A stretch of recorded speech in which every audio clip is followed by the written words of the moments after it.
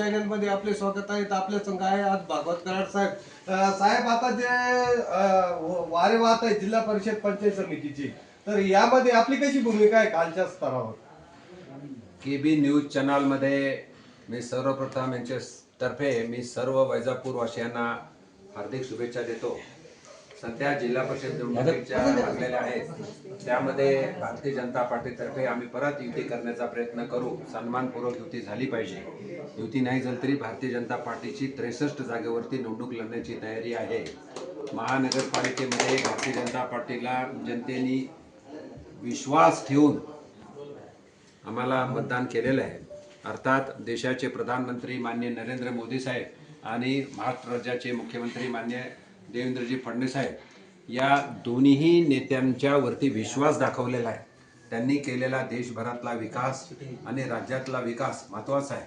म्हणून आता जिल्हा परिषदला सुद्धा भारतीय जनता पार्टी अत्यंत चांगल्या प्रमाणे लढेल आणि भारतीय जनता पार्टीचा जिल्हा परिषदचा अध्यक्ष बनवेल आणि बहुमत मिळेल अशी आम्हाला खात्री आहे। आम्हाला असे संकेत येत आहे का बाबा राष्ट्रवादी पक्ष आणि भारतीय जनता पार्टी एकत्र लढणार आहे म्हणून?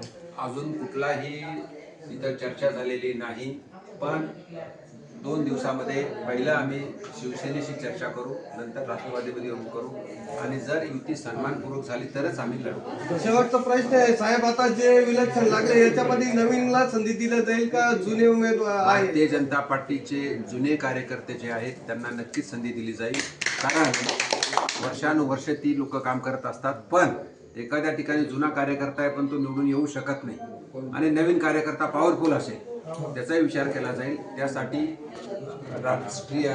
राज्यातर्फे माननीय प्रदेश अध्यक्ष चव्हाण साहेब आणि बावनकुळे साहेबांतर्फे सर्वे सुरू आहे। त्या सर्वेमध्ये ज्याचं नाव त्याला संधी। धन्यवाद साहेब। आलो ना, दिल्लीला गेलोच नाही मी, इथं कुठे दिल्लीला गेलो? तुम्ही कुठे बोलवलं आम्हाला? आम्हाला तुमचे फोटो पाहिले सकाळी, कुणाला सांगितलं मला?